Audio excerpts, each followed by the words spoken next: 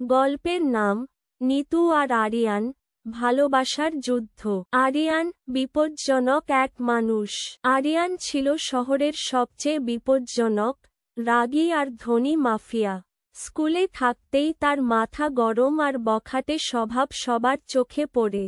Class 10-এ পড়াকালীন একদিন সে হঠাৎ পাশের মেয়েটির গালে কাঁচি দিয়ে আঘাত করে। শিক্ষক রেগে গিয়ে তাকে বেত্রাঘাত করতে থাকলে উত্তরে আরিয়ান কলমটা স্যারের হাতে বসিয়ে দেয়। সেই ছোটবেলা থেকেই এমন, কারণ সে ছিল তার প্রভাবশালী বাবা আদিব মির্জার একমাত্র ছেলে।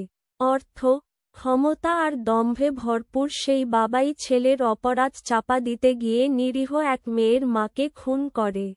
রক্তাক্ত হাতে বাসায় ফিরে ঘুমন্ত আরিয়ানকে আদর করে। সময়ের সাথে সাথে আরিয়ান হয়ে ওঠে আরও আগ্রাসী, যা সে চায় তা না পেলে সেটা কেউই পাবে না। অধ্যায় 1, নিতুর স্বাধীন জগৎ। নিতু 20 বছরের এক স্বনির্ভর, অপূর্ব সুন্দরী মেয়ে। ফর্সা গায়ের রং, নীলচে চোখ আর বাদামি লম্বা চুল তার সৌন্দর্যে নতুন মাত্রা আনে। সে থাকে তার বাবার তৈরি 3তলা নিরাপদ বাড়িতে। বাড়িটি জল, আগুন, পাথর এবং গ্লাস প্রুফ। রয়েছে স্মার্টএক্স SX528 ডিজিটাল লক আর সিসিটিভি।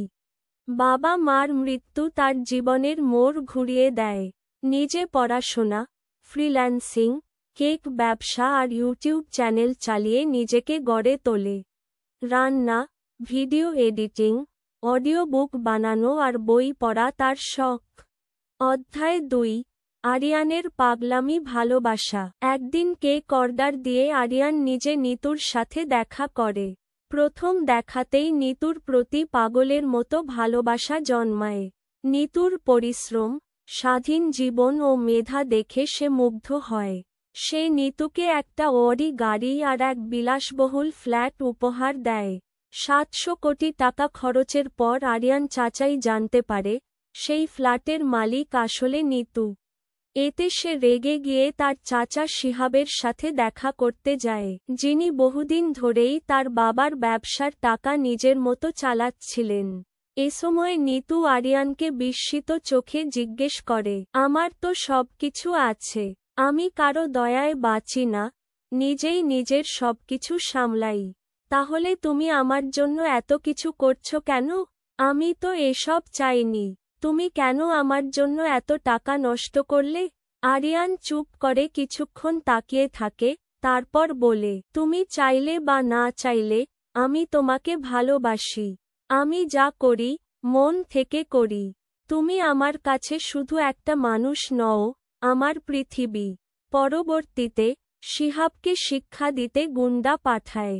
নিতু এই ঘটনার সাক্ষী হয়ে খুব ভয় পেয়ে যায়। অধ্যায় 3, অপমান আর প্রতিশোধ। নিতুর অফিস বস একদিন তাকে অপমান করে।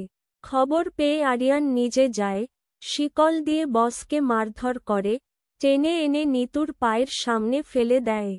সে বলে, আরিয়ান বলে, তুই আমার বাপের কাছে বিচার দিছস, তোরে কিচ্ছু কই নাই, কিন্তু আজকে যদি তোরে নিতু না মাফ করে তাইলে তোরে এখানেই গাইরে ফালামু। ভয়ে নিতুর পা ধরে মাফ চায় তার অফিসের বস। নিতু এসব দেখে বিরক্ত হয়ে বসকে তো মাফ করে, উল্টা নিজেই বসের কাছে সবকিছুর জন্য ক্ষমা চায়। এসব দেখে সহ্য করতে না পেরে নিতু ক্ষমা করলেও নিজের সম্মানহানি মেনে নিতে পারে না।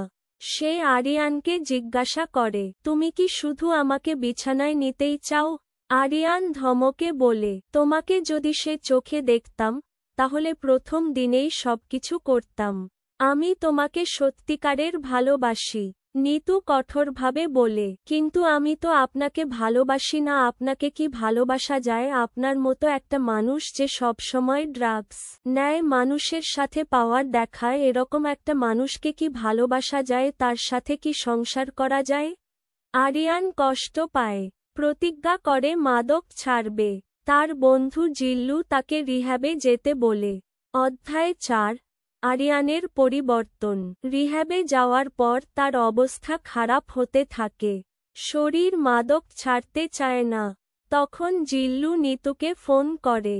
নিতু ছুটে গিয়ে আরিয়ানের হাত ধরে বলে, আমি আছি তোমার পাশে, এই লড়াই আমরা একসাথে জিতব। এই ভালোবাসা দেখে আরিয়ান ধীরে ধীরে বদলে যেতে থাকে। একদিন নিতু তার জন্য প্রিয় পায়েস রান্না করে। তখন হঠাৎ তার প্রাক্তন বান্ধবী আসে আর ঘরের দরজায় চিৎকার করতে থাকে। নিতু দরজা না খোলায় আরিয়ান বলে, এখন দরজা না খুললে আমি নিজেকে গুলি করে ফেলব। দৌড়ে দরজা খুলে নিতু বলে, তোমার মৃত্যু আমি সহ্য করতে পারব না। অধ্যায় ৫, অপমান ও প্রতিশোধ। একবার আরিয়ান নিতুকে পার্টিতে নিয়ে যায়। সেখানে পরিবারের বন্ধু প্রিন্স নিতুকে অপমান করে। আরিয়ান সাথে সাথে প্রিন্সকে মারধর করে, তার পার্টি ভাঙচুর করে। অধ্যায় ৬, শিহাবের শেষ। একদিন শপিং মলে নিতুকে গুলি করা হয়। আরিয়ান পাগলের মতো দৌড়ে আসে। সিসিটিভি দেখে বোঝে শিহাব চাচাই এই কাজ করিয়েছে। আরিয়ান খুনিকে ধরে ফেলে। খুনি স্বীকার করে শিহাব তাকে পাঠিয়েছিল। তখন আরিয়ান শিহাবকে ডেকে বলে, টাকার দুর্নীতি মেনে নিয়েছিলাম, কিন্তু নিতুকে আঘাত করেছ, এবার ক্ষমা নেই। তারপরই আরিয়ান তাকে খুন করে, এমনকি দেহ দ্বিখণ্ডিত করে ফেলে। অধ্যায় ৭, নতুন জীবন। সবার বাধা পেরিয়ে নিতু আর আরিয়ান বিয়ে করে। আরিয়ান বলে, তুমি আমার জীবন বদলে দিয়েছ। অধ্যায় ৮, সুখের সংসার। কয়েক বছর পর তাদের ঘরে আসে ২ ছেলে আর ২ মেয়ে। আরিয়ান এখন বদলে গেছে। আমি এখন শুধু তোমাদের জন্য বাঁচি, তোমরাই আমার রাজ্য, বলে সে। শেষ কথা, ভালোবাসা যদি সত্য হয় তাহলে সেটা মানুষকে বদলে দিতে পারে, নরক থেকেও স্বর্গ বানিয়ে দিতে পারে।